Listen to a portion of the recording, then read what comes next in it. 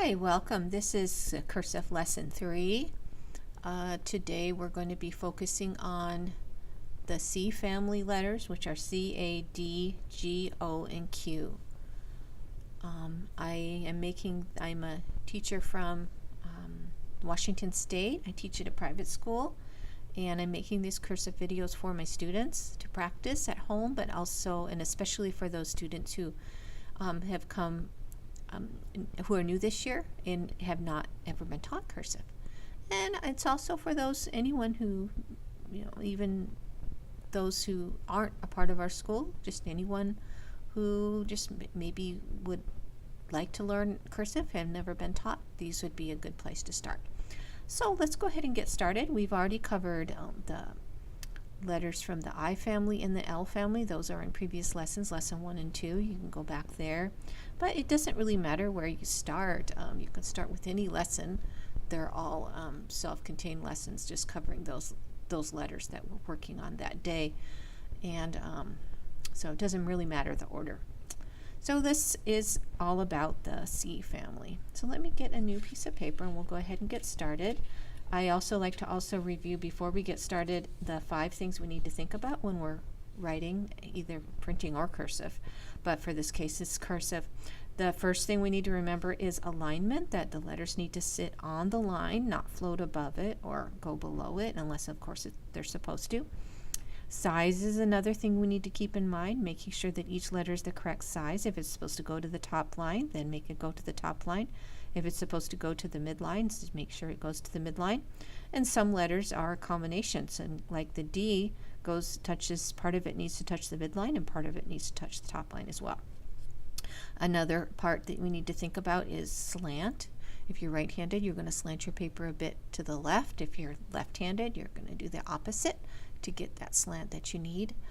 Another part is shape, being sure you're shaping the letters correctly, and also spacing, that there's enough spacing between each letter. Notice that my letters aren't touching each other, they're not crowded together, and then there's a little bit more space between each word. Alright, so let's go ahead and get started.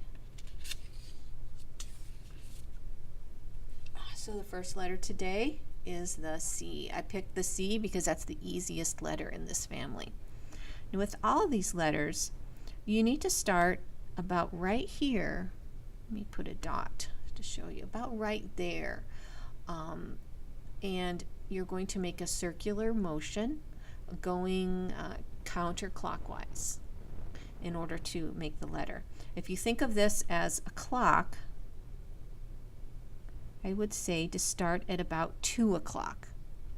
One of the mistakes that students make to begin with is they want to start at the top and at the midline, which doesn't really work for these letters. You have to start a little bit below the midline, about at 2 o'clock, if you're imagining that this is part of the clock.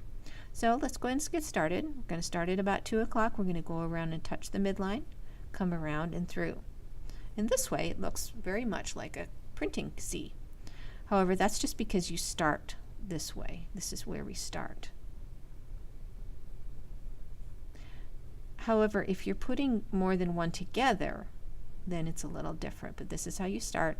If you want to do more than one C, then you come around, you go back to 2 o'clock, and then you trace backwards where you came from to make the C. So stop at 2 o'clock and then come back around and trace your line that you already made to go through.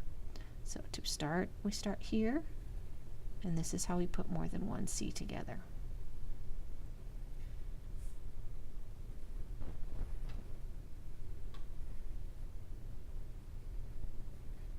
Okay, so that's the lowercase c. Let me go turn on the light again.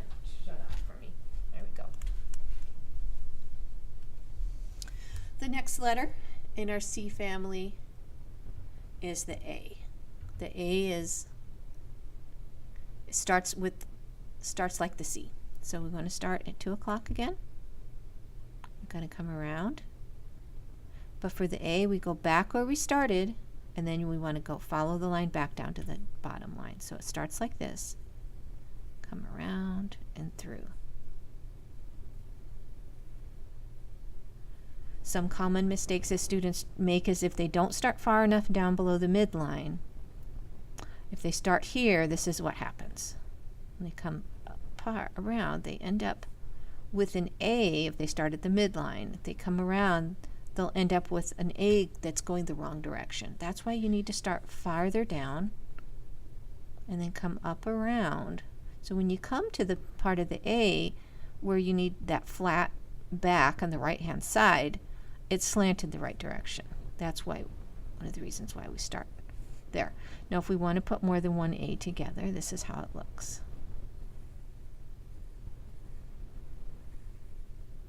A common mistake with the A I want to go over too, because this is just something that is really important.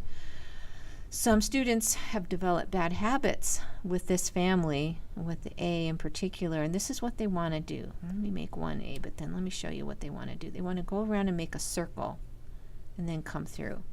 I still have fourth graders that have done that for so long, it's hard to get them to stop. It wasn't caught early enough, so it's really hard to break that habit.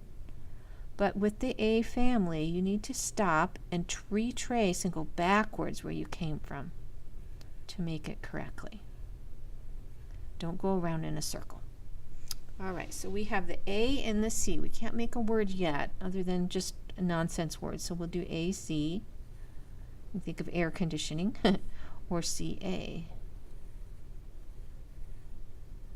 That's how we do that letter. All right, next letter is the D. The D starts with like the C and the A. Here you make a C, then you make an A, only you keep going till you get to the top line. And then you would follow it back down. You want to make the side of the D look like it's one line. So make sure to retrace it and then finish up with your little hook at the bottom. If you make more than one D, this is what it looks like. You notice that I'm not making a circle. I'm retracing back where I came from. Okay, a mistake. Let me show you the mistake that I see. You want to go like this, and then they're like here, and then I don't know how they do it. To tell you the truth, it looks harder than doing it the right way. So no, we don't want to make a circle. Just retrace back. So we can make, of course, a simple one. Word we can make is dad. D A D. There. All right. Next word would be G. The G starts the same way, like the C and the A and the D. Here we're just making an A. Basically, from here on out, this is the A. The only difference is you come down below, make it straight, go down straight. And then you're going to curve to touch the top of the next line, curve it around, and then cross at the bottom line.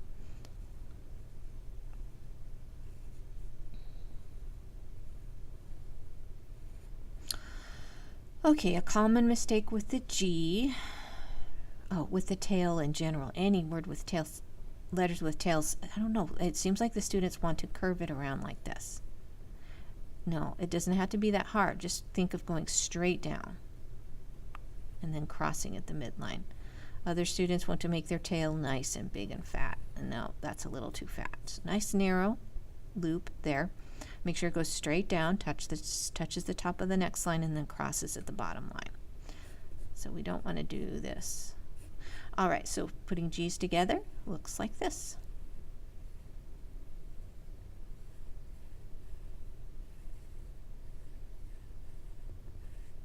So we could make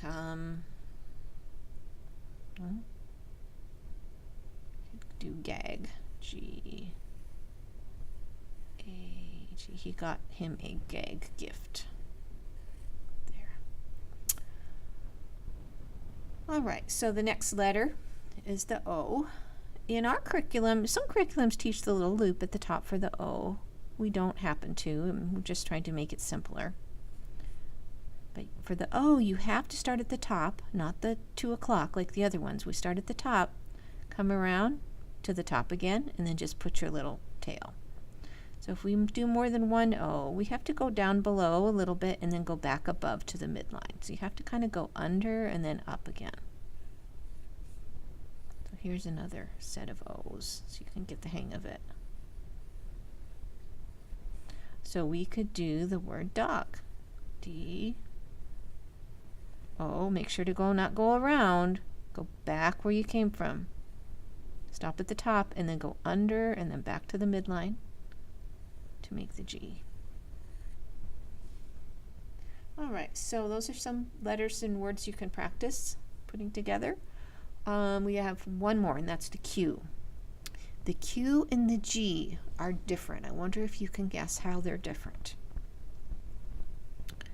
They're the same so far. The only difference is the Q, you go the opposite direction. Touch the bottom line and then put your tail. So that's the difference between the Q and the G, is the direction of the tail at the bottom. This is the same direction as when you make the lowercase f. So think about that while you're making your Q. It's the same as the F tail. Okay, so if we do more than one Q, it goes like this.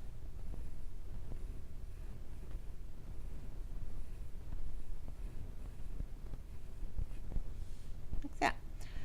There's not really a word we can make. I can't think of any words we can make without using the U, but we'll make up just a silly word. Q-U-D. Quad, although quad would be with a U. All right, so there's the Q. So those are some words, some letters, the letters in the C family. So you could practice by making the words dad, gag, dog. We can also do the word good. This is how you do good. G, O, O, D. You could do dad. Oh, I guess we already did dad, but